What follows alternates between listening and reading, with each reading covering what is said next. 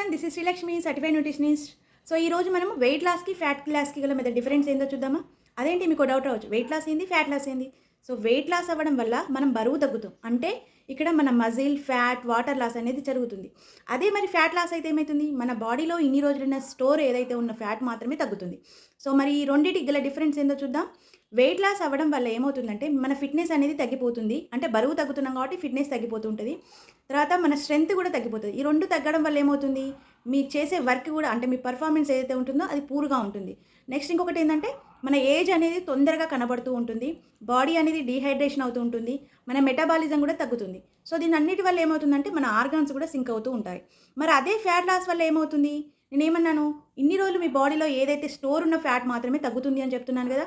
So only fat మాత్రమే తగ్గడం వల్ల మన బాడీ అనేది ఫిజికల్గా ఫిట్నెస్గా ఉంటారు. దాని తర్వాత మన హార్ట్ మీద ఏదైతే స్ట్రెస్ పడుతుందో అది తగ్గిపోతుంటుంది. ఇవన్నీ హెల్దీగా ఉంటున్నాయి కాబట్టి మన పర్ఫార్మెన్స్ కూడా పీక్లో ఉంటుంది, అంటే హైలో ఉంటుంది. దాని తర్వాత మీ ఏజింగ్ అనేది తొందరగా కనబడదు అన్నట్టు. దాని తర్వాత మీకు ఏవైతే రిస్క్ ఫ్యాక్టర్స్ ఉండే డిసీజ్ ఉంటాయో అవి తగ్గిపోతూ ఉంటాయి.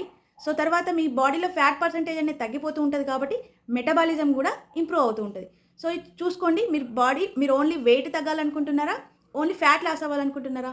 సో ఏదైనా కూడా మీరు హెల్దీగా లైఫ్ స్టైల్ లీడ్ చేస్తూ ఫ్యాట్ తగ్గాలనుకుంటున్నారని, వెయిట్ లాస్ అవ్వాలనుకుంటున్నట్లయితే, అలాగే రేపటి నుండి న్యూ బ్యాచ్ అనేది స్టార్ట్ అవుతుంది. సో దానికోసం ఈరోజు మేము ఒక ఎక్స్పర్ట్ సెషన్ కండక్ట్ చేస్తున్నాము.